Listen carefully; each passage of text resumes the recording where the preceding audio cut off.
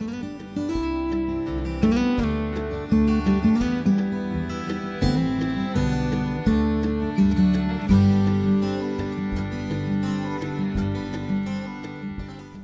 hello everyone, and welcome to another great episode here on MIgardener. So I've done a lot of episodes lately on just how-tos and tutorials and different things like seed tours and whatnot, but I haven't actually done a grow room update. So I have a lot going on, and I just got back for a little while to do some filming and some relaxing with the family. So while I'm here, I'm going to seize the opportunity to bring you all along for a great update. So behind me, I have the aquaponics update, or the aquaponics setup that I have had now, and I'm gonna tell you what, you guys are going to love it. I seriously think that if you guys have not tried it out yet, that you need to share this video, try it, spread the word, because what I'm about to show you, you are not going to believe. So there's a little tidbit on that, a little hint on that. Then I also I just opened it up. I got my new Growlights. Now I'm going to bring you all in close for these, but these are a 105 watt, 500 watt output light. Yes, so I'm going to really do it big this year. And they are a 5,000 Kelvin on the color scale, so they're an all spectrum. It's a full spectrum. And it's a daylight white, so it's a very clean white, a lot like this light blue up here. And the reason why I got more isn't because I actually needed to change my lights. It's because back when I made my setup 3 years ago, yes, setup's 3 years old and it's still working fantastic, so thumbs up for that. But when I bought all the lights, the store that carried all of the really nice bright white 5,000 Kelvin lights, they did not have more than 4 in stock. So when I bought 4, I basically put one in each basically bank of lights. So I have 4 banks of lights, so 1 went in each. So I was kind of stuck, and so I said, well, do you have any other lights of the same type, but maybe just a different Kelvin?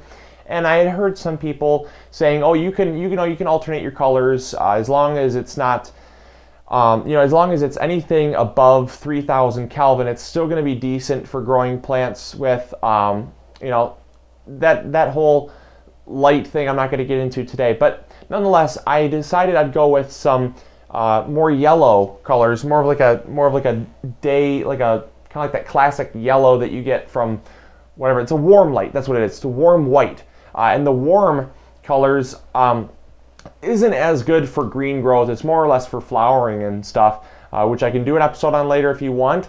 But this episode I'm just kind of explaining right now.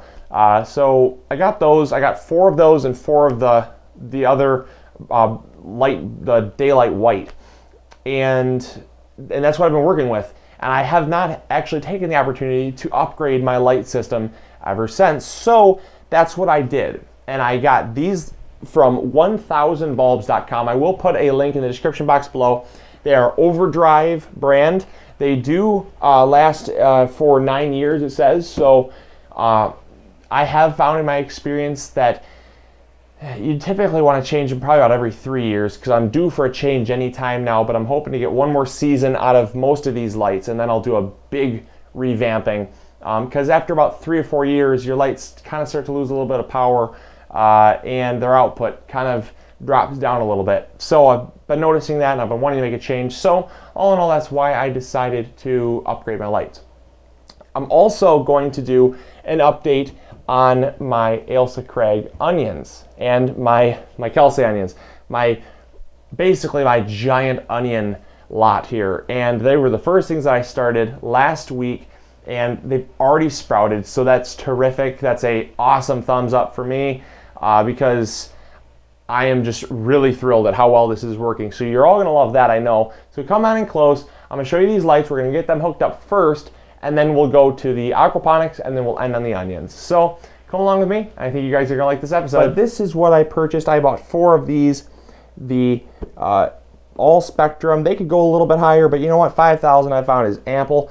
500 watt output, so we're definitely going to be doing it big this year. I'm really excited. Again, I got these from 1000bulbs.com, and they are compact fluorescent. They do not have the mogul attachment. It's just the normal attachment, so that's great because it saves on space, because you don't have to have a detacher that comes out to here that allows you to plug into a normal socket, because moguls are not made anymore. Those are from the olden days, which is the setup that I actually have on all those setups is actually a mogul light, because that's all they carried. So I'm really excited to transition over to this more modern base here, because it saves on space, and also it's a lot more structurally sound because you don't have a little connector here that's making it a little more flimsy. So let's hook these up here. I think that I'm really gonna like what this looks like. I'm going to unplug this one because this is the warm one. I'm gonna leave the blue ones in like I said, but the warm ones are coming out for now.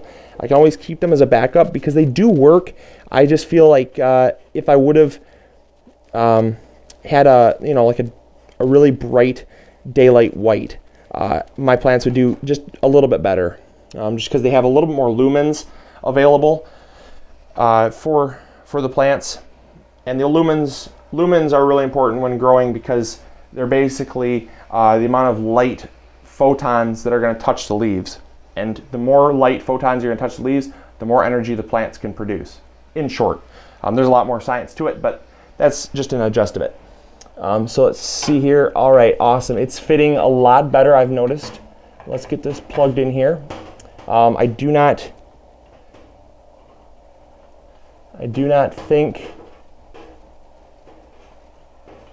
I'm going to have a problem. These are about the same size of light. They're a little bit longer and a lot less fat, which is nice, because my other ones are a little bit on the fat side, and I'll show you what that looks like. So this is what I'm working with now. As you can see, these lights are a little bit fatter, and they don't necessarily have a whole lot of budge room around here. My finger pretty much touches. Versus over here, this has a lot more give room. See, my finger slides through there amply, and also they're shorter as well, because like I said, they're skinnier. They have a little more coil to them. These ones over here have a little bit bigger of a coil. These are a 300 watt output, and these right here are the 500 watt output. So there's obviously a big difference here. So hopefully, let's cross our fingers. Hopefully they're going to look good, and hopefully it will illuminate the aquaponics setup on a brighter note here. No pun intended. All right, I'm liking what I'm seeing. This is really nice. These lights do take a little bit, the 500 watts do take a little bit of time to power up. They start out a little bit dim, so when you plug yours in, if you decide to go with this route, they do take a little bit of time to warm up. But once they warm up, you'll see the color kind of moving down the light, and it gets brighter and brighter as we go. And now you can see it's already about 25–50% brighter. And they said that it takes about a minute or two to get up to its full strength. But as it is, seeing a huge difference here. And you can even see by the green, this one is a 300 watt. And this is kind of a more yellow color here. And it's also really not like a clean white. Versus this is just a very clean, you wouldn't expect it to be indoors. It almost looks like it's outside. It's got that very nice shimmer on the leaves. Obviously you have the same plants, so that is why there's a color difference. It's because this is a better light. In my opinion, I definitely see a difference already in the light quality, and I'm definitely gonna like this, and I might switch over to all 500 watts if I can get the chance to, or if I get the time to. So as you can see here, obviously I'm gonna do an update now on the aquaponics setup. I probably do a little bit too much on the light setup, but that was kind of exciting for me. So basically you have a lot of green growth. I mean, I'm so thrilled with this, but I think the tribute to this that is just so amazing is that they're still growing and they're still green.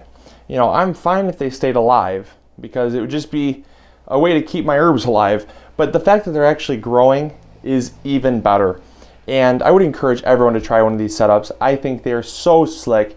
They're $35, and well, I mean, mine was 35 bucks, and the fish are still alive. I still have 4 fish still alive. There's the fish. There's a lot of reflection, you know, right there. All that is reflection, but there's the fish. They're doing great. They're loving this setup. The water is a little bit brown, just because of, again, the micronutrients that I've been putting in here. But that is all over and done with. That's all gone. So I'm just going to let it run its course, and whatever happens, happens. So let's show you the roots here. The roots, again, are beautiful and white. I wish I could show you one that's not really in a shadow, but I can assure you the leaves are, or the roots are very white, very, very white, very, very white. Sure, I have a little brown here and there, but the majority of the leaves are a beautiful, beautiful white, a white color. And obviously, if I show you all the tops of the leaves here, they're all very green. And not just that though, not just the fact that these are green, but the fact that I've gotten 8 harvests. 8 harvests. I've harvested each plant 8 times, and not only 8 times, but I've also moved the lights up. The lights used to be down here when I first started, and now the lights are all the way up there because I've moved the lights actually 3 times because the plants have gotten too big.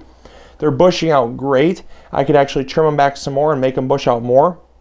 But I mean, you're looking over here, this is so healthy and so happy. And I'm not sure what week this is on, but it's got to be close to week 8 or 9. So for everyone that wanted to see a long-term, sustainable aquaponics setup here, that wanted me to go over 4 weeks, this is way over 4 weeks. This is at least double that, maybe 10 weeks even. I'm not even sure. I'll have to look, but I would say probably about 9 or 10 weeks is what this setup's on, and they're still going strong. It has amazed me ever since. So let's now look over at the onions, and that is also very, very exciting. Everything has sprouted. I am really happy. I'm obviously going to let them last a little bit longer because not all of the seeds have sprouted, clearly, because I planted way more than this. But these are the first indications that I have some very, very healthy sprouts, because even though not all of them have sprouted, these are most likely going to be the strongest of the ones that sprout. So I'd venture to say that these are going to be the ones that I will be selecting. But I'm going to give a fair chance for all the rest of the ones to sprout. I have my giant seeds here. Those are doing really, really well. I have a few sprouts there. And I did notice that the Kelsey onions do take a little bit longer than the Elsa Craigs, because the Elsa Craig back there is flourishing. The Elsa Craig right there is flourishing.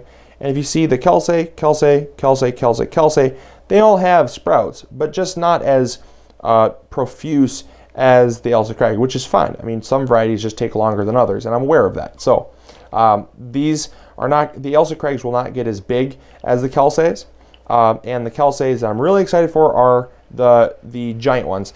And I do have some very beautiful specimens already coming on here. They're doing very well in their organic potting mix. I have not had any fungus gnats, which is a great, great sign. And I have had a few tomato plants sprout up. So that's one thing when you're using an organic potting mix that you've made yourself.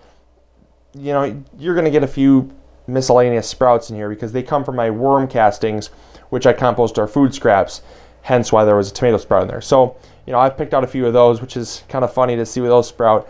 But all in all, I think they're doing amazing, and I'm really, really excited to get to transplant these all for you. So stay tuned for an update on that and a how-to video on how I separate out my onions from these square pots here, because I got a lot of questions on that last episode when I planted them. So that's something for you guys to look forward to. So all in all, I'd say that today was fairly productive when it came to updating you all. I got some other stuff that I'm going to be doing. So again, sorry for the backlighting. Hope you enjoyed the episode, and I will catch you all next episode. I got a lot more exciting stuff planned for you all. So, as always, this is MIgardener reminding you to grow big or go home, and I'll see you next episode. All right, catch y'all later. See ya. Bye.